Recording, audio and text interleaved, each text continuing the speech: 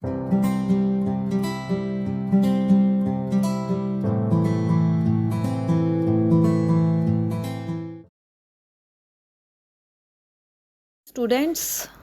today we are doing demographic profile in chapter first. तो बेटा demographic profile होती क्या है? Demographic condition during the British rule exhibited all features of a stagnant and backward economy. Here we focus on the following parameters. तो बेटा demographic profile में आपकी सारी चीज़ें ऐड होती हैं, birth rate, death rate, infant mortality rate, life expectancy, literacy rate, ठीक है, एक कंट्री के लिए बहुत ज़्यादा इंपॉर्टेंट होती है.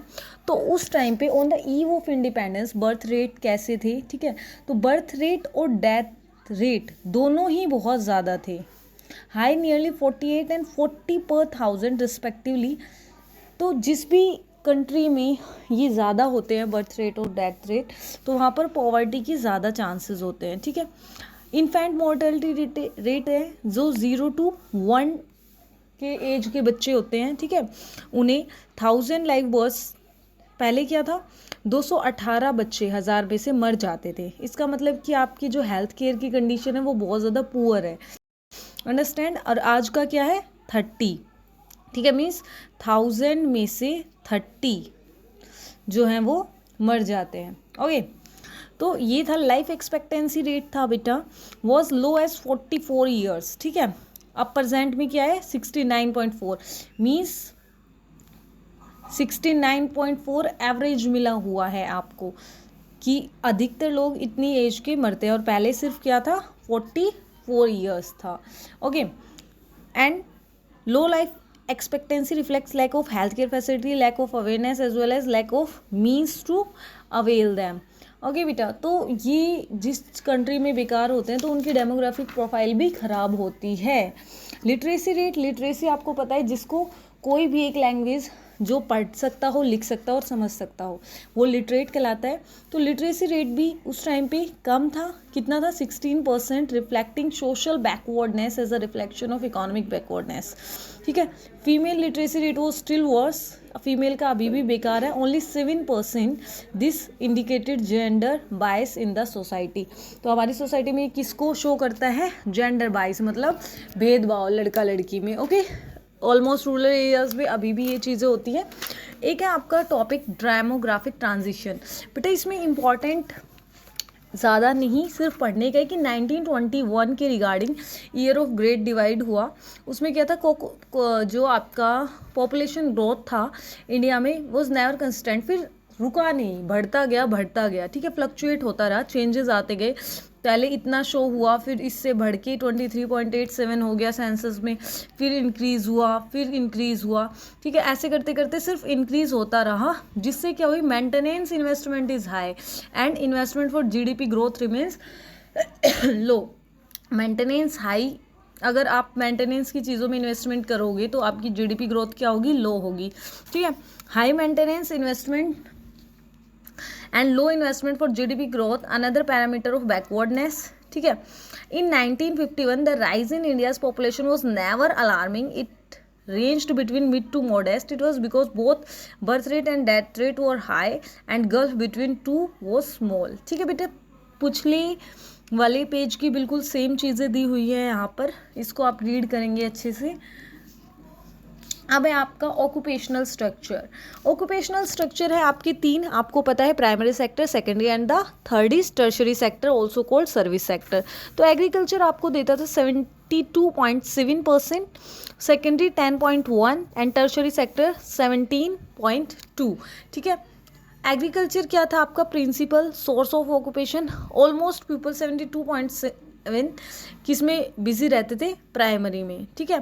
Percentage of population depend on agriculture is much less in advance country. जो एडवांस कंट्री है जिन्हें हम डेवलप कंट्रीज बोलते हैं, जिनमें हम जाना भी चाहते हैं बहुत सारी कंट्रीज़ में, वो कम डिपेंड करती है एग्रीकल्चर पे. For instance in England and USA 2%, in Japan and 12%, USA 2%, in Japan 12%, and in Germany 4% of the population depend on agriculture. This established backwardness of the Indian economy at the time of independence. तो यहाँ पे भी backwardness दिखाई है ठीक है। Agriculture as a mean of subsistence, agriculture को हम ऐसा मानते थे कि ये हमारे लिए जीवन निर्वाह के लिए बहुत ज़्यादा ज़रूरी है, ना कि प्रॉफिट के लिए। हमने कभी भी इसको कमर्शियल तरीके से नहीं देखा था, हमेशा सब्सिस्टेंस के लिए देखा था। ठीक है बेटा। Now industry and significant source of occupation on the eve of independence, barely 9.0% of working population in India was engaged in manufacturing industry। तो हमारा सिर्फ 9.0 था, और जो यूएसए का था 32 and England 42 and Japan is 39। इसलिए बेटा वो जो कंट्रीज़ है हमारे से आज आगे है, हमारी कंट्री से आगे है।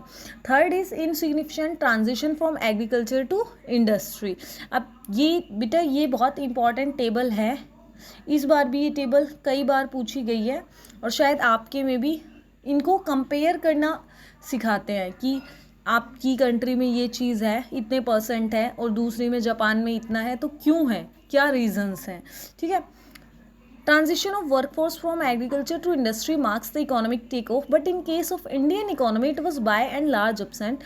There were some green shoots in the parts of Madras Presidency, comprising area of present-day Tamil Nadu, Andhra Pradesh, Kerala, and Karnataka. These areas witnessed an increase in manufacturing and service sector, along with the dependence on agriculture sector, but at the same time Odisha, Rajasthan, Punjab recorded an increase in workforce engaged in agriculture sector। बेटा इसमें दिखाया गया है कि कुछ present हैं अभी जो कर रहे हैं, लेकिन अभी भी कुछ सेक्टर्स अपने बहुत ज़्यादा हैं जो किस पे डिपेंड करते हैं, एग्रीकल्चर पे डिपेंड करते हैं। तो on the whole occupational structure of India pointed to backwardness and lopsidedness of Indian economy. इससे क्या दिखाते हैं बेटा, बैकवर्डनेस दिखाते हैं आपकी इंडियन इकोनॉमी की। अच्छा, ऑक्यूपेशनल स्ट्रक्चर में मैं आपको कुछ अलग से पॉइंट बताती हूँ। सबसे पहला है प्रीडोमिनेंस, ठीक है, ऑफ एग्रीकल्चर, अनबैलेंस्ड ग्रोथ। ये मैंने आपके कुछ नोट्स बनाए हैं, I will send to you. ठीक है। इसके बाद आपका आता है इंफ्रास्ट्रक्चर। ठीक है। इंफ्रास्ट्रक्चर होता क्या है, it refers to the basic physical and organizational structure and facilitate required for the operation of economy. ठीक है। अब infrastructure refers to elements of, आपकी बुक में दिया है, economic change like means of transport, communication, banking, power, energy. पहले हम infrastructure का छोटी क्लासेस में मीनिंग समझते थे कि जो बिल्डिंग्स होती है ये बनाए जाते हैं, सिर्फ इनको ही इंफ्रास्ट्रक्चर बोलते हैं। पर आपकी हर एक चीज़ जो इकोनॉमी में चेंज लाए, चाहे वो ट्रांसपोर्ट हो, कम्युनिकेशन हो, बैंकिंग की, पावर, एनर्जी, ये सारे elements, and social change like growth of educational, health, housing, सब चीज़ें विच serves a foundation for growth and development of a country, जो डेवलपमेंट और ग्रोथ में काम आए, that is called your infrastructure. तो आपको ये डेफिनेशन कंप्लीट लर्न करनी है। Elements of infrastructure change during the British rule में बी डिस्क्राइब्ड एज अंडर। पहला रेलवेज। ठीक है, ये भी इंफ्रास्ट्रक्चर में आता है। रेलवे का कब आई बेटा, 1850, 1850 में आई। ठीक है। उन्होंने कॉलोनियल इंडिया अपने यहाँ से चीज़ों को ले जाने के लिए रेलवेज दी। ठीक है। दूसरा पोर्ट्स बनाए गए ताकि रॉ मटेरियल को यहाँ से ईजिली इंपोर्ट किया जा सके ब्रिटेन में। पोस्ट एंड टेलीग्राफ किए गए, रोड्स बनवाए गए। ओके, तो ये सारी चीज़ें किस में आती है बेटा, इंफ्रास्ट्रक्चर में आती हैं आपकी। ठीक है। अब है आपका was there any positive impact of the British rule in India. क्या कुछ पॉजिटिव इम्पैक्ट भी रहा है कि ब्रिटिश यहाँ पे आए, ब्रिटिश ने यहाँ पे शासन किया। तो कुछ, वैसे तो इसका आंसर क्या है, certainly not. If the impact of British rule is study with reference to motive of British government in India, the motive was clear and focus, it was colonial exploitation. वो सिर्फ और सिर्फ हमारा शोषण करने आए थे। However the means of achieve the end yield some positive side effect. पर हम कुछ साइड इफेक्ट देख सकते हैं, जैसे कमर्शियल आउटलुक ऑफ फार्मर्स। जैसे फार्मर्स ने क्या करा था, कमर्शियल मीन्स अब ये सोचने लगे थे कि सब्सिस्टेंस से के अलावा हम उनसे पैसे भी कमा सकते हैं। ठीक है। तो ये चीज़ें फार्मर्स देखने लगे थे। New opportunities of employment, railway की वजह से जॉब्स मिली लोगों को। ठीक है। रोडवेज बने तो ज़्यादा अपॉर्चुनिटी मिली एम्प्लॉयमेंट की। कंट्रोल ऑफ फेमाइंस मतलब भूखमरी थोड़ा अब कम हो गई। कैसे, rapid means of transport facilitate rapid movement of food grain. Famine होते बेटा भूखमरी। ठीक है। तो जैसे एक जगह पे आ रही है, तो जब आपको कोई साधन मिल जाते, ट्रांसपोर्ट मिल जाते, तो वहाँ ईजिली ट्रांसपोर्ट के थ्रू क्या भिजवा सकते हो, खाना भिजवा सकते हो। इस वजह से ये अच्छा इम्पैक्ट हुआ। मॉनेटरी सिस्टम ऑफ एक्सचेंज, वो मॉनेटरी सिस्टम लाए थे। पहले एक्सचेंज सिस्टम चलता था अपना, चीज़ों के बदले गुड्स लेना, पर मॉनेटरी सिस्टम से अच्छा काम बन गया। Division of labour, specialization, large scale of production अच्छे से इफेक्टेबल हो गए आपकी कंट्री में। एफिशिएंट सिस्टम ऑफ एडमिनिस्ट्रेशन, वो कुछ हमें एडमिनिस्ट्रेशन सिस्टम भी सिखा के गई, ठीक है। India left a legacy of an efficient system of administration. This served as a ready reference for our politician and planners. Okay बेटा, तो कभी कभी आपको 2 या 3 मार्क्स में क्वेश्चन आ जाता है impact of railways in India. तो पॉजिटिव भी है और नेगेटिव भी है। पॉजिटिव क्या है बेटा कि हमें वो रेलवेज देके गए, एक्सपोर्ट इंपोर्ट में बहुत ज़्यादा फ़ायदा हुआ, सिग्निफिकेंट यूज़ हुआ।